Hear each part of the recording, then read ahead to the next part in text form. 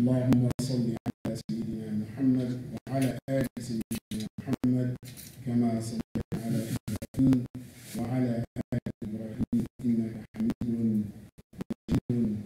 وبعد، يقول الله سبحانه وتعالى في كتابه المجيد: بسم الله الرحمن الرحيم.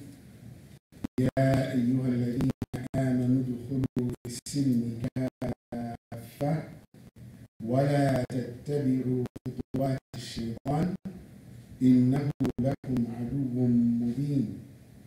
فإن زللتم من بعد ما جاءتكم البينات فاعلموا أن الله عزيز حكيم. هل ينظرون إلا أن يأتيهم الله في ظلل من الغمام والملائكة وقضي الأمر وإلى الله ترجع الأمور. وقال رسول الله صلى الله عليه وسلم: يد الله مع الجماعة. In the name of Allah, most gracious and most merciful, all praise belongs to Allah, Lord and Savior of the world. We praise Allah and we thank Him for all of His blessings. We are eternally grateful for the blessing of living. We are eternally grateful for the blessing of Islam, for the blessing of experiencing life, the way we experience life. And when we experience life fully, we understand that there is nothing underneath the sun that we should take for granted or take as a birthright. Because our reality, once we accept it, is that everything, the origin of it, the beginning of it, the genesis of it is from Allah subhanahu wa ta'ala, even our very selves. And so we find, when we reflect on the sunnah of the Prophet sallallahu alayhi wa sallam, we find he's saying all kinds of things. And we quote these things. So I'm going to quote something to you. Just to try to make a point very quickly. The Prophet sallallahu alayhi wa sallam says in a hadith that is classified by American collectors of hadith as meaning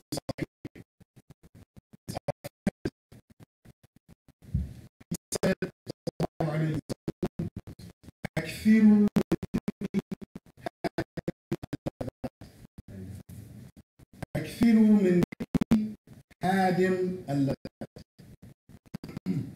He said, remember, or strive to remember the destroyer of pleasures. He was talking about death. So the Prophet is telling us part of our practice in order to get through life is to remember that life ends.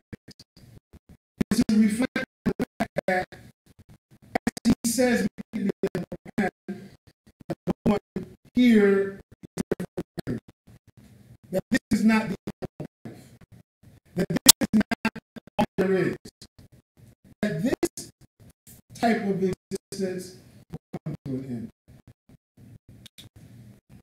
Called death the destroyer of pleasures, because that's one of the things, one of the realities of death. One of the realities of life is that we enjoy things and we find pleasure in many different things. The Prophet ﷺ taught us to remember that there is something that will destroy all the pleasures, and that thing is called death. I'm sharing this hadith with you because a week ago I read an article, read through it very quickly, and the article, the headline caught my eye because it said, psychologists affirm, or science affirms, that remembering death is a good thing. It's good psychologically.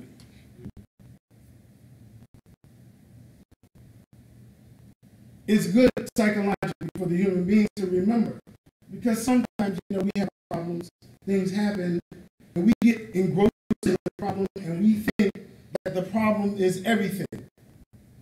You know how it is. We get involved in negativity and worry and anxiety, and it's very easy to forget that Allah got us. It's very easy to forget that. And so the article is arguing that when you remember that this life has an end, and then there's another attached article to it that I read as well about visiting cemeteries. Now, how much of a sunnah is that? How many of us in the last month have been to a janazah? It's just a thing now. You get word that the brother passed, and we all go pray for the brother. But the point that I'm driving home is we must begin to reflect on the treasure that we already have. Because oftentimes we can engage in the pursuit of something. We're looking for truth. We're looking for the truth. And a part of the blessing of the gift of this deen is that Allah has put the truth in your lap and said, here,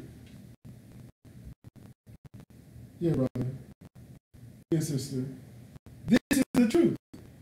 And if you reflect on the words of the Prophet ﷺ, because part of what caught my attention with the article was, well, you know, I, like many other people, sometimes we engage in this pursuit of truth, and we have to have confirmation from what we know in order to accept a truth that's eternal. How the human mind works. That's a part of the game of science. That is not true unless science verifies it. Even though you can't verify all of existence through science, it's not possible, because all of existence is not physical. It's not physical matter. But the deception is that, you know, until it can be quantified, codified, classified in a lab, it's not true. This is why you have folk who question maybe even the sanity of people who believe in God. How can you believe in God? You can't see him. They have all these questions. Well, if God existed, why would he let this happen? Why is it bad over here? How come I ain't got nothing? You know, why all of these questions? And it's easy to miss the obvious.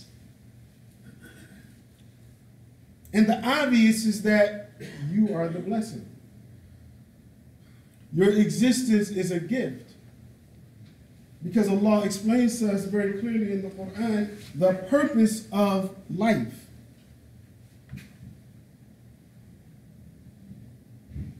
تبارك الذي بيده الملك وهو على كل شيء قدير.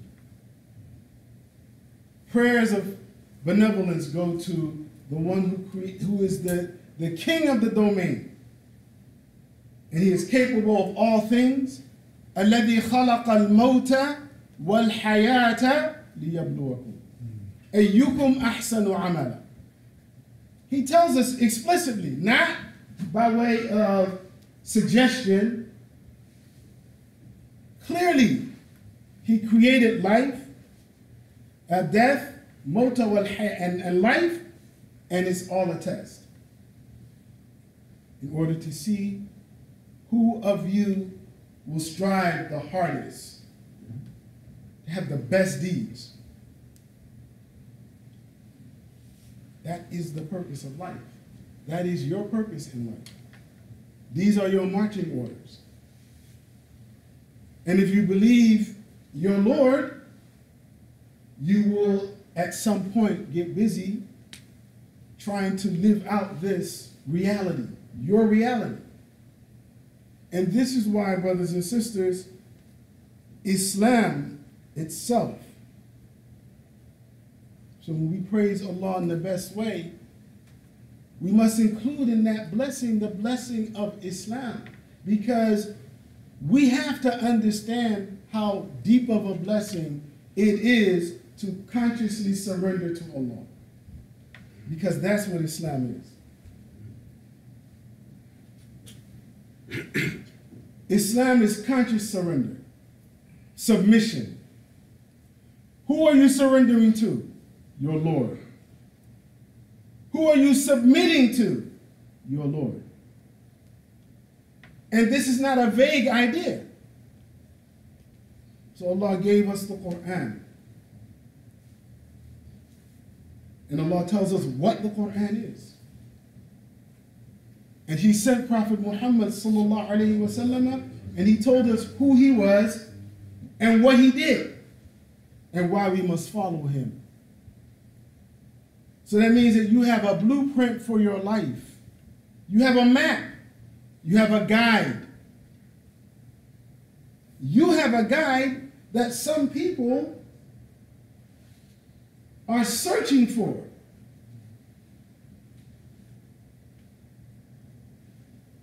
So, for example, when I go to the other masjids, like the masjids that we call immigrant brothers and sisters, the masjids out there, right, upstate, and I talk to them very directly about the fact that it doesn't matter if you've been Muslim 30 years, 50 years. It doesn't matter if you come from successive generations. So your line, your paternal line can go back 10 generations, 20 generations. Your maternal line can go back. Some of y'all can trace your lineage back to Muhammad ibn Abdullah sallallahu alayhi wa sallam. And the question that I ask you, and what that got to do with you? Because the Prophet himself sallallahu alayhi wa sallam told one of the first things that he told his people when he first accepted the mantle of prophethood, worship God, man. This is not about me. Yeah, I'm Muhammad, son of Abdullah, son of Abdul Muttalib. Y'all know my tribe, y'all know my people, y'all know my clan. You knew my dad, you knew my mom. Y'all knew me since I was a little boy. But you know what? This thing here, I can't help. You can't say, oh God, you know, please, salvation, please. Why am I serving? Because I knew Muhammad. That was my man. That was my boy. Your life is not about that. Because your soul is your responsibility. And so when Allah calls you, it is your responsibility to respond. In the Quran, Allah subhanahu wa ta'ala, this is a verse that I love, the verse that I started out reading.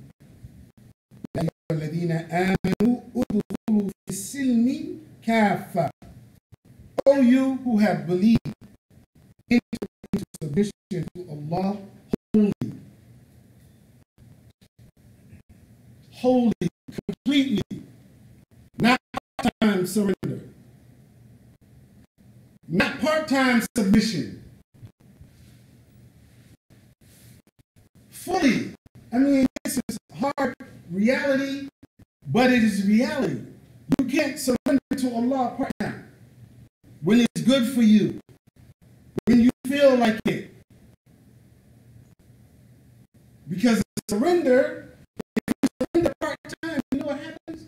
You have an internal conflict. Because your soul, who is really you, knows the deal. This is why people go through stuff, man. Because you know how the old folks say, and I'm one of them now, right? Or you know right from wrong. People know right from wrong. You know why they say that? Because everybody has a conscience. Every human being has a conscience. Every human being has a conscience. If you read Surah Al-Balad, what does Allah say in the middle of the surah? وَهَدَيْنَاهُ النَّجْدَيْنِ. He was talking about the children of Adam and how the spiritual compass inside of you had the capacity to go to the light, and also equally have the capacity to go to the dark. That's in all of us. And we know. Our souls know that Allah made us. Our souls know why Allah made us. So when Allah says enter into or submit, enter into submission wholly and follow not in the footsteps of Shaitan, for verily he is an open enemy to you. And if you slide back after clear proofs have come to you, then know for certain that Allah is mighty and wise. Will they wait until Allah will come to them in the shadows of the clouds with angels surrounding? It is then that the case will have already been judged, and all cases ultimately go back to Allah.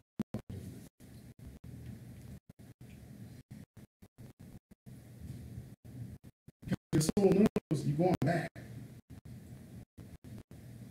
And in case you forget, read that Quran, man. Almost every other surah, Allah's talking about what he gave you, what you can't. what he controls, what you don't,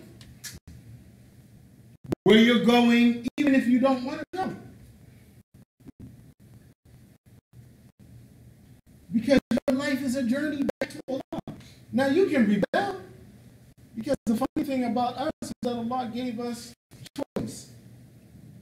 So I can say no, I can reject, I can rebel, I can say that God don't exist, I can say I don't believe that stuff, that pie in the sky, fairy tale side. I can say all that. I get to say that. Contrary to popular belief, because some Muslims, you're a kafir. No. This is a form of kufr that you get to walk with. And Allah will let you. The Allah says, if you forget about him, you'll be your own devices. But what does that mean when Allah leads us to our own devices? And we seek refuge in Allah from that. That means we make all kinds of mistakes. We do all kinds of crazy stuff. The fire is burning, raging. Right? I stick my arm in it, get burnt, then convince myself a little later, it's not really that hot. I'm going to put my shoulder in it. Because that's how we think. That's when our intelligence is not humble or humbled. Our knowledge is not humbled. Right? We're capable of thinking. I mean, y'all know I'm not lying. When Allah tells us the story of Fir'aun in the Quran, He tells us that story for a reason. Because Fir'aun had so much power, so much money, so much dominion, so much control. And I'm sure if a psychiatrist or psychologist did tafsir, they would have a term, right? That he said what? What did he say? What did he say to the Israelites? You know what, man?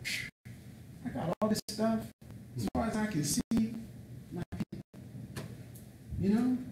He calls his right here, man. Haman. Listen, this dude Moses dares tell me that there's another Lord other than me. Build me this.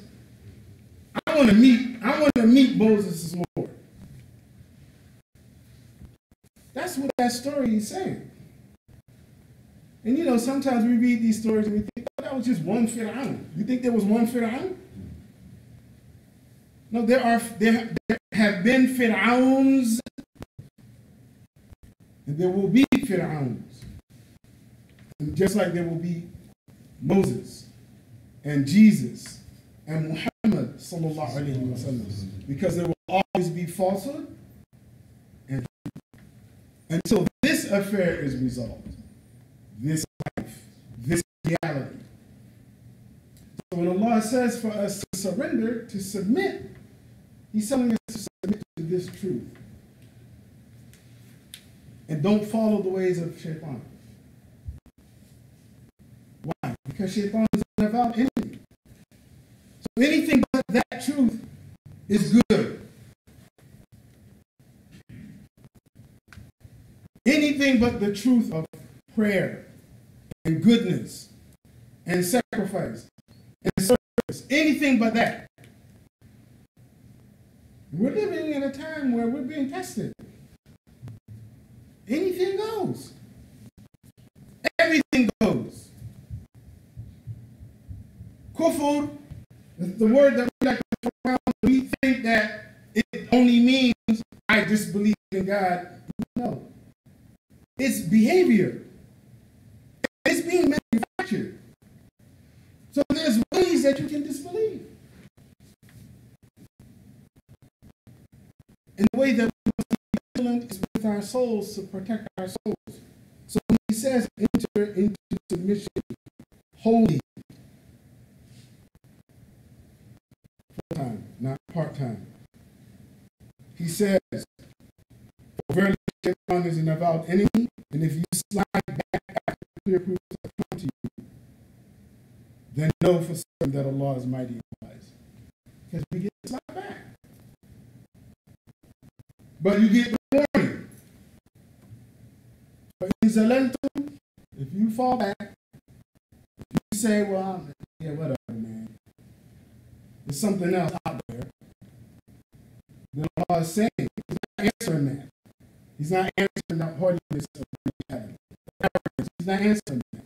Hasha, He's Allah. He's not going to answer you word for word. If you heed this Allah, know that Allah is mighty, wise. And then the caution. So what is it going to take, basically? Will they, Allah shall come to them in the shadows of the clouds with the angels. That time is coming, because Allah is the judge.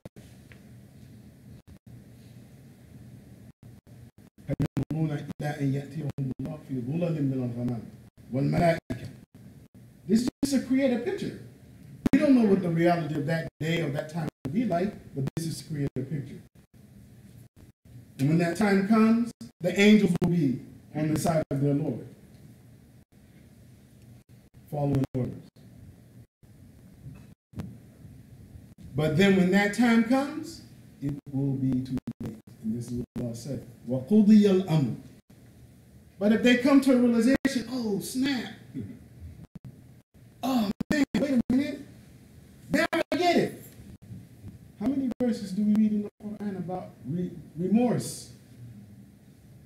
And it's a real thing.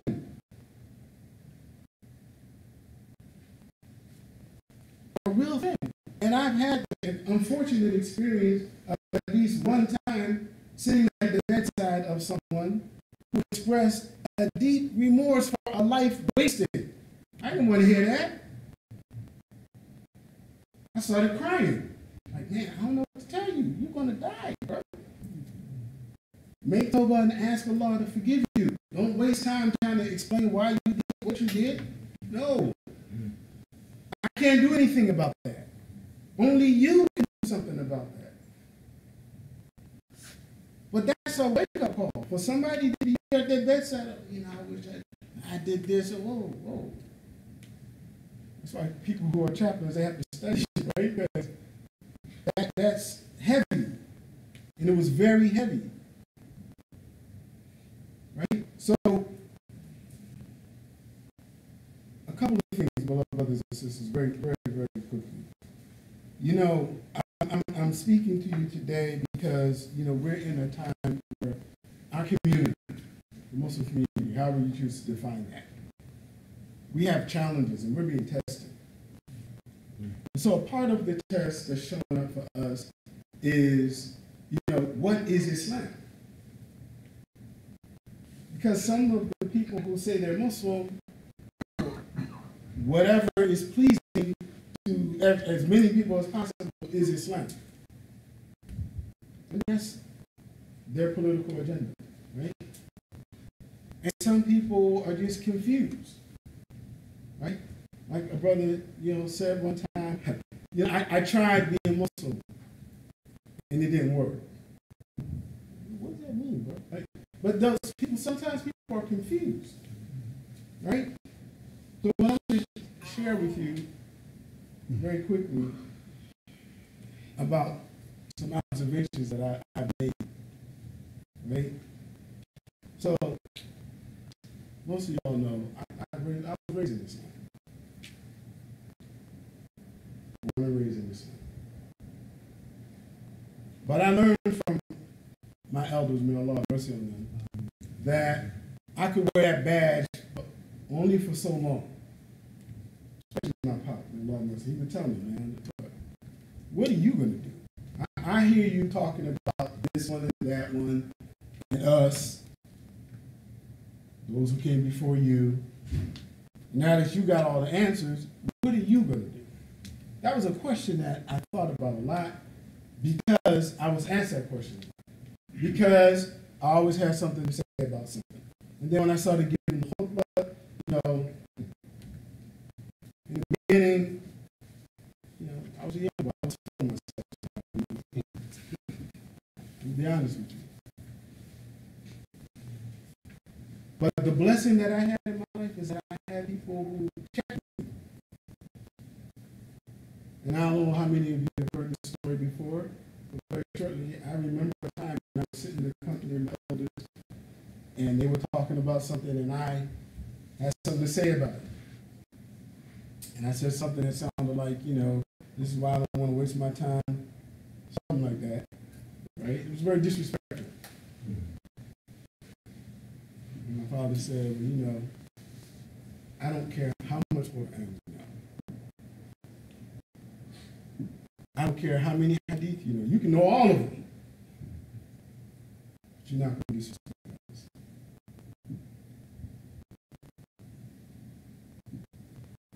You're not going to do that. Now, that was a lesson learned. You know why? Because I know you can memorize the Quran, you can memorize books of hadith and other books, and you think you're it. You know why that happens? Because the part of knowledge that deals with your heart, if it's not going or applying hand in hand with the stuff that goes in your head, it can create an imbalance. A spiritual imbalance. So you can be an arrogant hafiz. Hafiz al-hadith, hafiz al-mutun, any title you want. Usuli, fiqhi, muhaddith, mufassir, arrogant. And arrogance can lead you to the hellfire. So that was the lesson learned. I had to humble myself. And I'm speaking this way because one of our challenges in my city, when I drive around the city now, you got Muslims everywhere. I remember a time when I would drive around Philly, in certain parts of the town, whether I was a kid, you would see Muslims.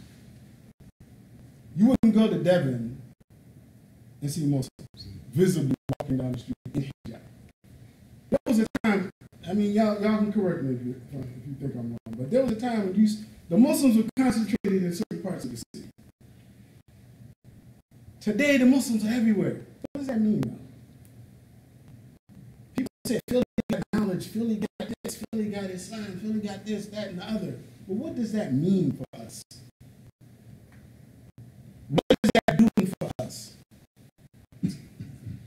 I remember a time in the urban space, it meant something to be a Muslim because Muslims acted a certain way. And we have lost that. So now we have the visible presentation, so folk look like they're Muslim because Islam has become how you dress more than how you behave. And I've lived through the thobe debates, the kufiya debates, the turban debates, the beard debates, the overgarment debate, face belly debate, full face belly debate, no hijab debate, all of them. And in none of them, when you go to your grave, you can't wear the overgarment, or the face veil, or the thobe, or anything but what? 2 pieces of white cloth. Because Allah is not going to look at that.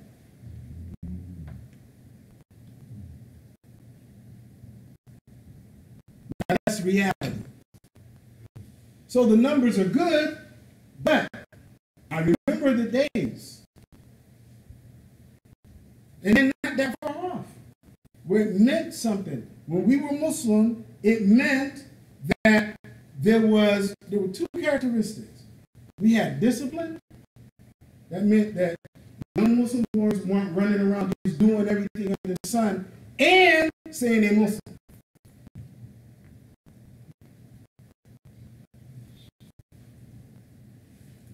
And then assistance. Like there was a quality of caring, that we cared about people.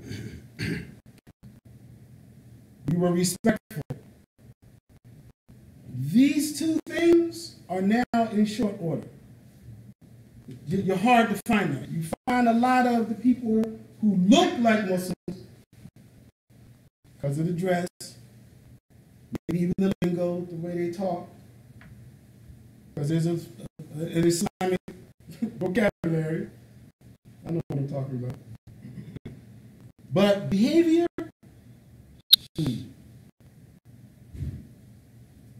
and that is a tragedy.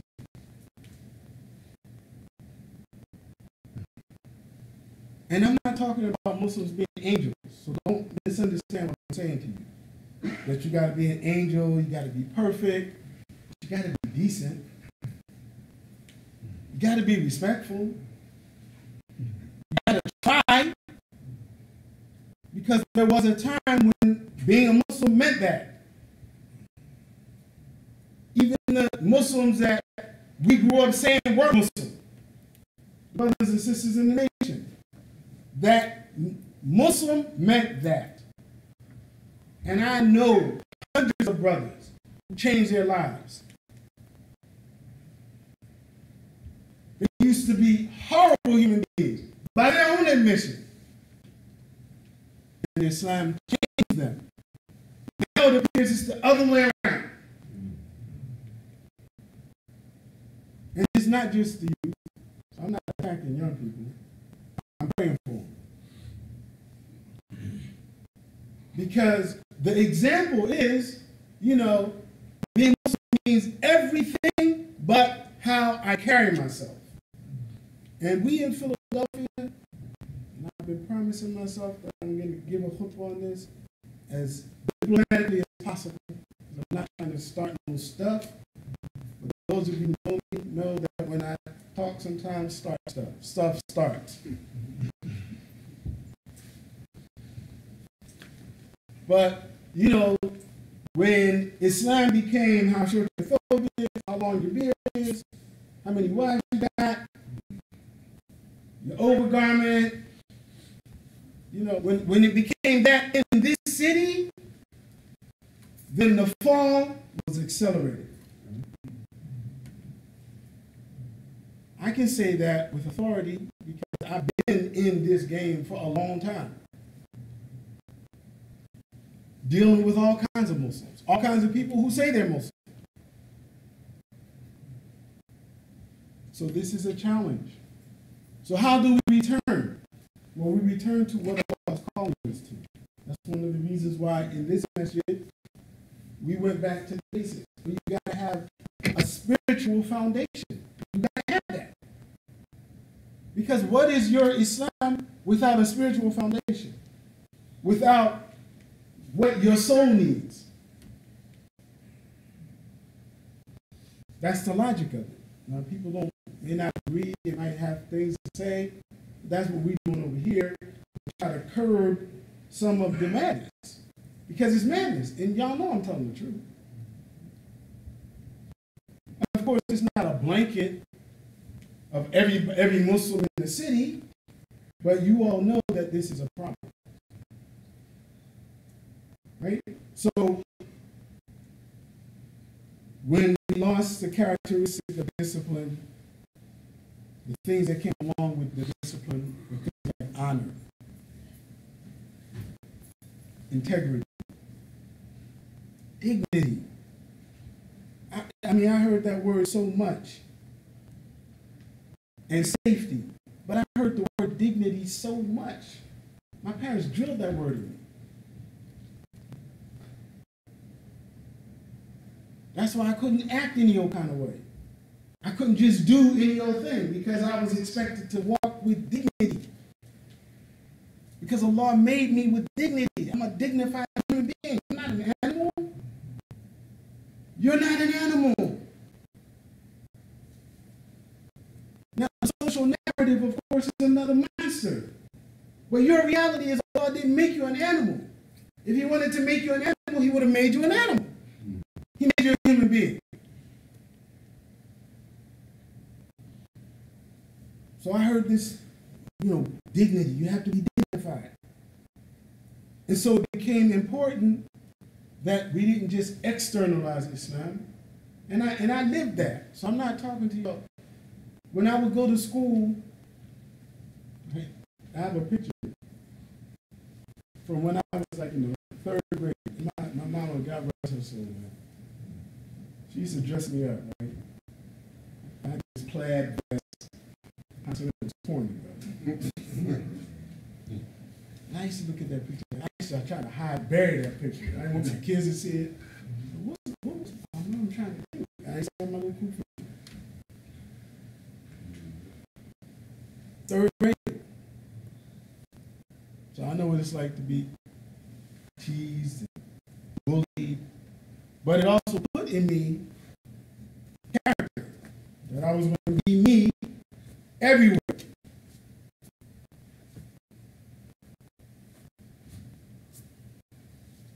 My brothers and sisters, this is a conversation. So inshallah, the intention is to begin it. But one of the things, because I mentioned a few problems, and the problems have solutions. And so one of the things that we have to think about and then work on, and first of all, we have to wake up.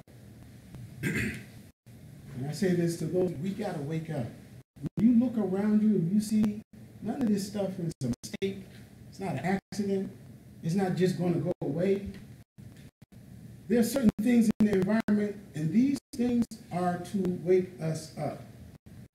And Allah will wake us up. It may take us 5 years. It may take us 20 years. It may take us 40 years. It may take us 3 generations. But Allah will wake us up. Why? Because the eternal truth, as the Prophet ﷺ said to Mu'adh, he asked him, Ya Mu'adh, أتدري ما حق الله على العباد وما حق العباد على الله? O Mu'adh, do you know what Allah's rights are over his servants and what the servants' rights are over their Lord?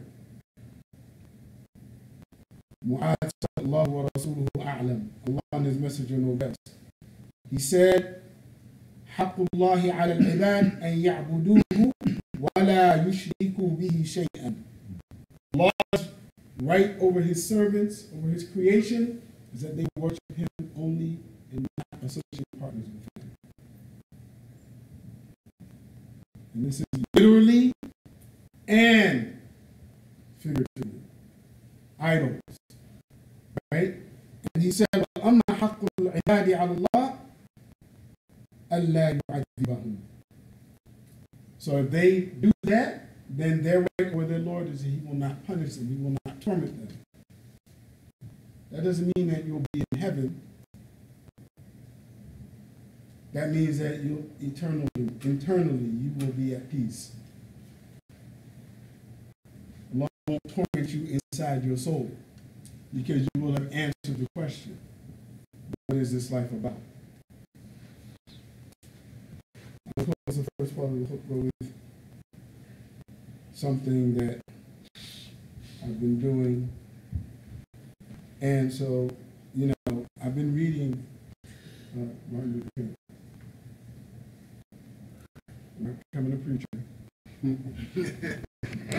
I've been invited to become a preacher. I've been offered a church. Y'all think I'm joking? I'm not joking. But, you know, he said something very interesting that I want you to think about. He said the most dangerous type of atheism is not theoretical atheism, but practical atheism. That's the most dangerous type.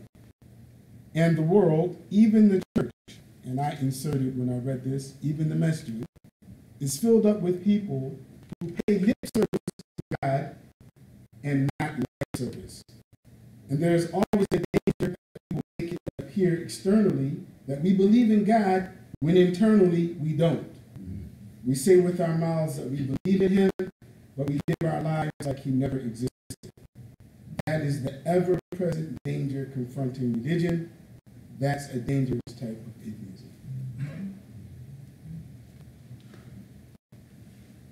And Allah Ta'ala says, Ya ayyuhalladhina amanu lima taquluna la taf'alun. Oh, you who believe, why do you say that which you don't do? So see how it lines up? Because truth is truth. So we ask Allah Subhanahu wa Ta'ala to show us the truth as truth and bless us to follow it.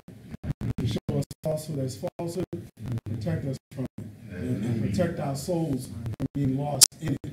أقول قولي هذا وأستغفر الله العظيم لي ولكم ولسائر المسلمين والمسلمات من كل ذنب استغفروه إنه هو الغفور الرحيم.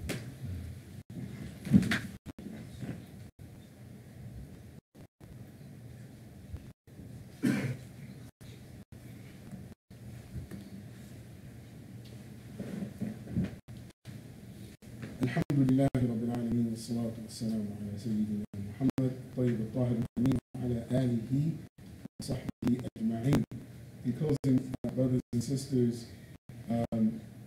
I pray that Allah subhanahu wa ta'ala keeps us all on the straight path. I pray that we never take the gift of Islam for granted, because the reality is that Allah ta'ala controls our hearts. And the Prophet sallallahu alaihi wasallam, there's a dua he used to make when he was in sajda. Ya muqallib al-qulub, thabbit qalbi ala dinik. Ya muqallib al-qulub, thabbit qalbi ala dinik. Ya muqallib al-qulub, thabbit qalbi ala dinik. You know what that means? Changer of hearts. He identified Allah as one who could flip you. You think you want it, you're doing it, man. And I've seen it in life. That's the scary thing about it. You think you want it, you doing it, you got it, you understand it, you know it.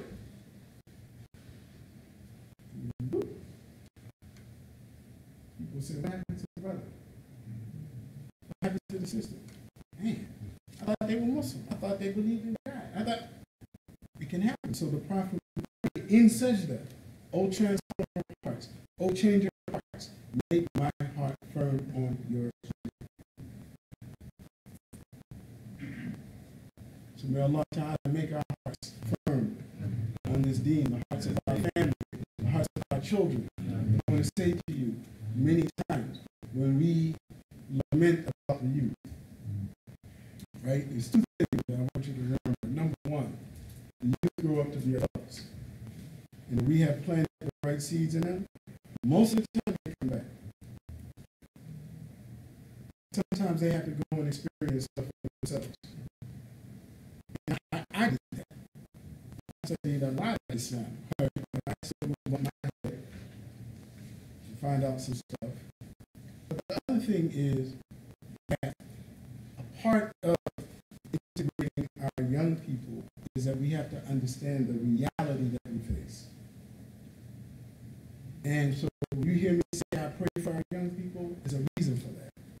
Because some elements of what they face are so wicked. And it's the only conclusion you can come to. Some of the stuff is just so wicked that all hands have to be on deck in terms of awareness, in terms of awakening, in terms of correcting, in terms of guiding, in terms of supporting. So we can't throw our youth away. We have to love them up and support them. We can't throw them away. We need somebody to do that. It's not enough of them already. We're talking about us. And the ones that are hanging around, we got to pull them in. Stop looking at how they look. Stop trying to put clothes on them all the time. When the soul needs attention, the heart needs loving. Right? May Allah help us with that. And last but not least, it's been announced, and we are making Hajj by the grace of Allah. So myself, Imam Anas, and Imam Qais, all Imam, right? I'm blessed to lead our families and members of our community. And I consider it a blessing. And I take it seriously as a responsibility to walk with members of my community through this journey. Because those of you who have been on Hajj know Hajj is a big test. So what we're going to do after Salah is ask you to stick around for a few extra minutes. We'll make dua. And we're asking you to pray for us. And Allah accept our Hajj. If you haven't made Hajj, inshallah, may Allah bless you to be able to make Hajj soon, because the reality of the Hajj is that it's getting more and more expensive. And inshallah, next week we'll have a sheet or a form from those of you who would like dua from us, specifically myself or Imam Anas. You should ask anybody who's going to Hajj to make dua for you, but if you want dua from you or Imam Anas, that you give us your name, and please don't give us a book. Right? Because if it gets too long, you're supposed to say, oh Allah, give the brother or the sister everything they want on this list. But we ask Allah to accept this journey, and we pray